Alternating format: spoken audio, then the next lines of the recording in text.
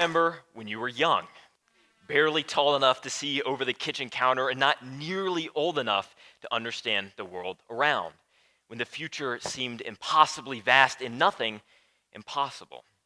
Now, I want all of you to really think back to those moments and let those feelings fill you up. I'm sure some of you are thinking that you wanted to be a rock musician or maybe a painter. Maybe it was becoming a movie star or an astronaut. For those of us who are a little bit more ambitious, maybe it was becoming Superman or that one guy from Footloose. Well, whatever it is, I know when I was that age, I really wanted to be a business owner, a CEO. Now, I know that sounds incredibly boring to all of you and my entire second grade class, but to me, it was everything. I wanted it more than anything. It was a chance to share my most outlandish, outrageous ideas with the world, a sort of magic I couldn't wait to be a part of. But as I got older, though, through middle school, high school, I noticed the questions started shifting, not in how they were asked, but in how they were perceived. Slowly but surely, my super or creative CEO idea was met with the doubt that became familiar. At first, it was just a hesitant eyebrow twitch or you sure you don't have a backup? It eventually grew, though, to an entire myriad of people telling me that's not really how the world works. That's kind of only for the 1%. That's not very possible at all. And what I realized is I was being irrational. And it crushed me. And no matter how hard I tried to fight against the world for it, it just felt more fragile. I felt weaker. And the truth is, I was being irrational. And all of you just now were too. The truth is, for most of our dreams, our goals, the costs far outweigh the benefits, right? Time, energy, money, failure, disappointment, not only to ourselves, but to the people we love. If we're being honest, you should settle. You shouldn't take any risk at all. But despite all of that, I think you have to take the chance anyway. I think you have to act irrationally optimistic. But what is irrational optimism? Well, irrational optimism, or so I call it, isn't just some childhood phantasmal hope, but rather a very real lens that you and I can personally use in our everyday lives. A mindset, a sort of sanguine pair of glasses that we can equip to take the most outrageous chances for the things that matter most to us. But what does that really look like? Well, when you act irrationally optimistic, one of two things might happen. Scenario A, you put it all on the table, you really go for it, and you succeed. It's everything you hoped for. It's amazing. Congratulations, you may now commence riding off into the sunset as one does. But then there's scenario B. You fail, and you fail hard, and it sucks. It's painful. But in that loss, there's something undeniable. You took a chance to live your life on your own terms. You took that chance to live that life that's deeply and authentically matters to you. And that's what really matters. I think that's what really, really makes us alive. Our dreams, our work, our projects, our love, it's this idea that lets us gamble for our own happiness in the most beautiful sort of way, taking that chance to do something that means something to each of us, not concerned with success, but rather the joy of a meaningful progress.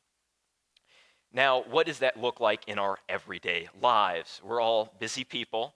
Well, what it doesn't mean is just taking some grand leap. Irrational optimism is about finding the moments in our everyday lives that can compound into something meaningful.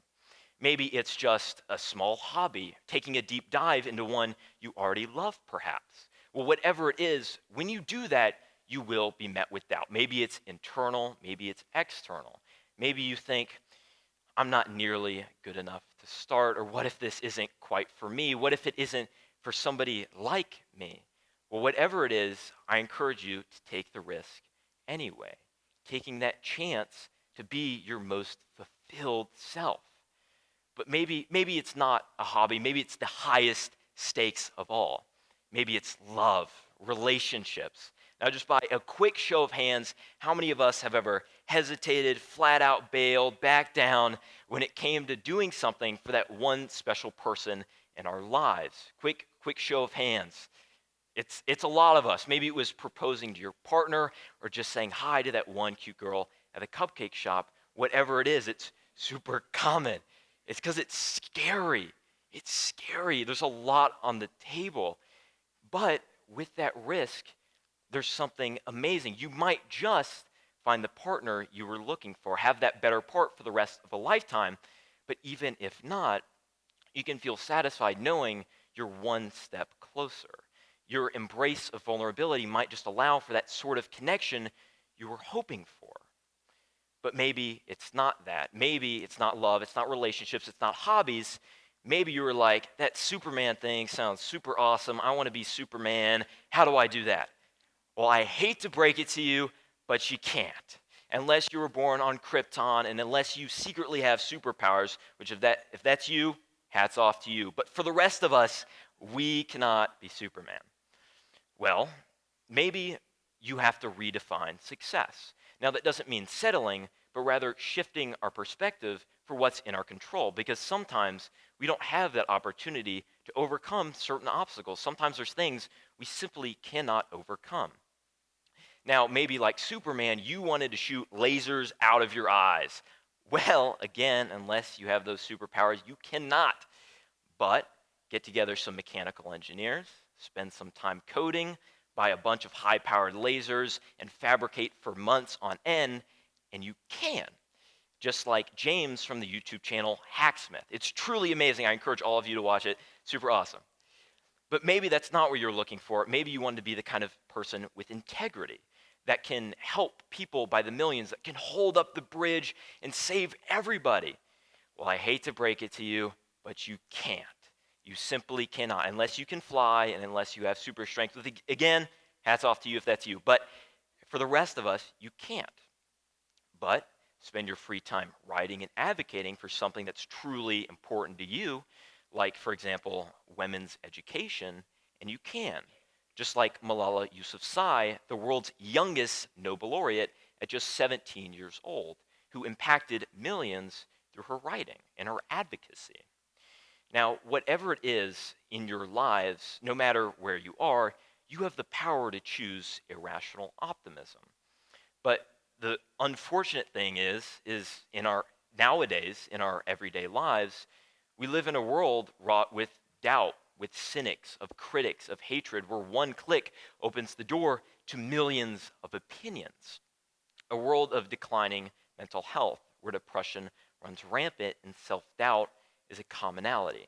More than ever, we have to fight for optimism. We cannot let pessimism win, because our truth, our values, our hopes are worth fighting for. It's about taking the only risk that matters to live a life that truly matters to you. Taking those most outrageous risks for the things that we hold close. Win, lose, fail. It's not about outcome. It's about the joy of that progress. Now, that's amazing. That all sounds great. But unfortunately,